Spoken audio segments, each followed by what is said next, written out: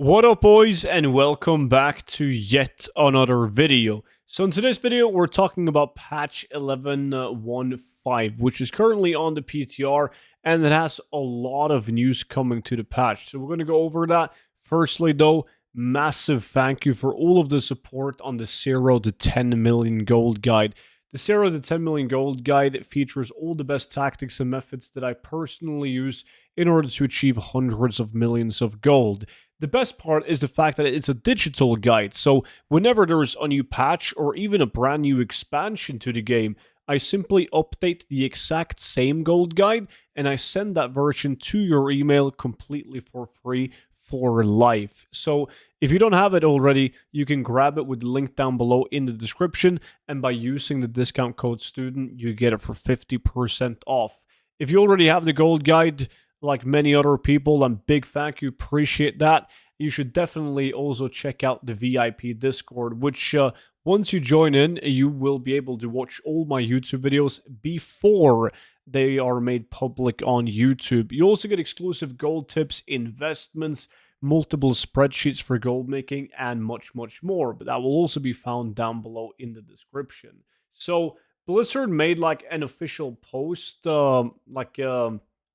developer notes on what we're getting in patch 11.5, where there's going to be horrific visions revisited, like not really stuff that I care about. I think that Dastardly Duos is kind of fun. It's basically a 6-week event where players can step into an animatronic version of past bosses. Like you can, similar to Imagine Torghast, but please don't imagine Torghast, where you can get power-ups and you kill 2 bosses at a time, and then you get a score, and based on that score, you will be able to get cosmetic items, toys, and dungeon items based on the bosses that you encounter. So we're probably going to encounter some pretty iconic bosses, and depending on which bosses you encounter, you will get loot that would probably drop from those bosses back in the day, but now scaled up to a current item level. This new cooldown manager in the UI, which is not something that I'm really really care about. Same thing with user interface and accessibility. Now, these are just the official developer notes that we have so far, but there's been a lot of things discovered once the patch came up on the PTR with the data mining and such. Like a bunch of new icons added to the game. So you can see that there's a fair amount of both mounts and battle pets added in this patch, which is cool. And some of those have specifically been data mined as well. There's transmog items recalled are the Halifol rewards, probably from a scenario. But some of these sets are really cool. The weapons as well. I really like the look of these. There's even a mount and a couple of pets, some tabards, but a lot of cosmetics. Like the people that are completionists and collectors, they're going to get busy in this patch because it doesn't stop there, right? There's also new pets like a customizable Chihuahua pet that you can obtain. Different colors on it, different headpieces on it, so like we've seen it with pets in the past. Purple Dragon Link, this Armored Arathi Lynx is pretty cool as well with different colors on it. We have a bunch of cool mounts, and this is where I think it gets interesting as well, because we can tell like what loot sources. Everything is still, of course, subject to change, right, by all means, but a lot of these have a loot source where you can see that this mount right here is obtaining the Dastardly Duos that we were talking about. And then if we scroll further down, you can see the Linux, which comes from a vendor in Halifol. We don't exactly know how to obtain it other than the fact that it comes from a vendor. And then we have this one, Void Scarred Linux, which drops from a confiscated cultist bag. We have this Chimera, which is currently data mined to be on the trading post. Same thing with this colored one. This one is a promotion one, like the Lava Born.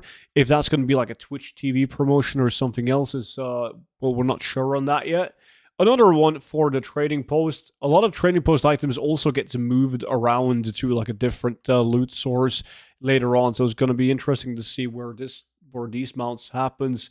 But this one is pretty cool. The Void Crystal Panther, because the source of this mount is jewel crafting, and engineers can already I mean, jewel crafting can already craft like these panther mounts, but now we have a new one. So this one could potentially be a huge gold mine. It's just going to be interesting to see like which materials you need in order to get this one, like how to craft it. Is it going to be tradable? Most likely, but this one can definitely be a huge gold maker for like patch 11.15 and the future. Like we are still making gold off of the panthers that we can craft now, so definitely a lot of potential with this one. We also have this corruption of aspect from Dornigal. We have this one from like Visions of Stormwind and Orgrimmar, and then another vision mount, another one from Vision of Stormwind, Vision of Orgrimmar. Like it just keeps on going. A bunch of mounts. This one's Trading Post. I think these hedgehog mounts are really cool. All of these currently at the Trading Post right here, and then we have this black riding goat as well. There's also, after the mounts, there's also some currency changes. Nothing big, but there's just a bunch of Shadowlands and BFA currencies that you can now trade with, like between your warband. So that's pretty cool. There's like this new event buff that you're getting in patch 11.15. Like once you log into the PTR right now, you get this buff right here, which pretty much increases your experience gained from level 10 to 80. Also increases your Dragonflight and War Within reputation. So probably some kind of level up, like catch-up mechanic right there, which I think they should increase it, like have it even higher than 20%. There's a couple of new transmog items and more mounts that was data mined after the first initial mounts right here, where we have like these two right here, these two mounts, and then like you can see the look of them right here. There's like really cool armor sets for these. Like a lot of these are really cool. Like these helmets are actually badass. They're so damn cool. Bunch of cool weapons as well. There's so much cool loot, like the transmog items in patch 11.15.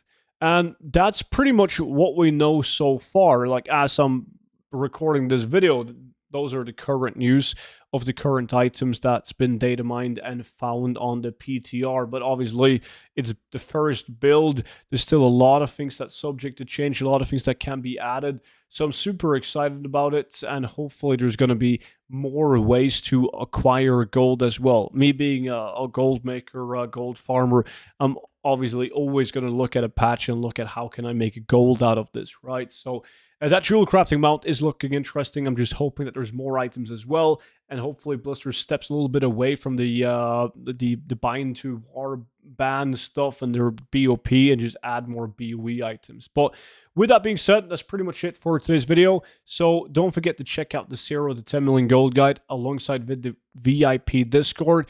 And I appreciate all of you guys watching, and I will see you all back in at tomorrow's video. But until then, bye-bye.